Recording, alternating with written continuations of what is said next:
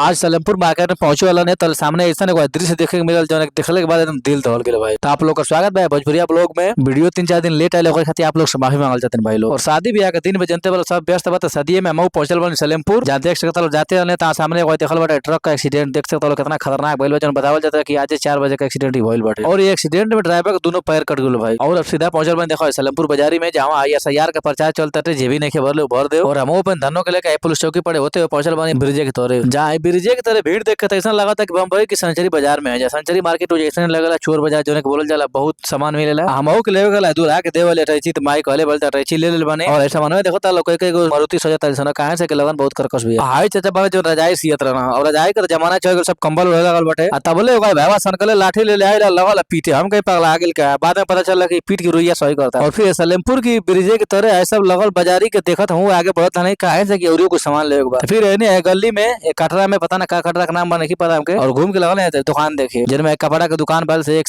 Variety वाली ते में वो ब्लॉग बनाते हुए और आगे निकल बने। और सामान वान जोन बिले ले के बाद फास्ट फूड की दुकान में ले पनीर राइस और खा पी के और देखा फिर निकल बने बाजारी से होते हुए अब घरे जाए बटे जहाँ सामने देखा वो ट्रक मिल गए बटे कहाँ से रास्ता यही पड़ जाए बदी देखी है। और हाई आगे जो रास्ता देखता लो आवत फोरलेन सलेमपुर के बाहर बाहर में जेकर खेत पड़ गए कमा के लाल हो जाए भैया। और हम पहुंचल बन सिसवा पांडे गाँव में जहाँ शादी बा।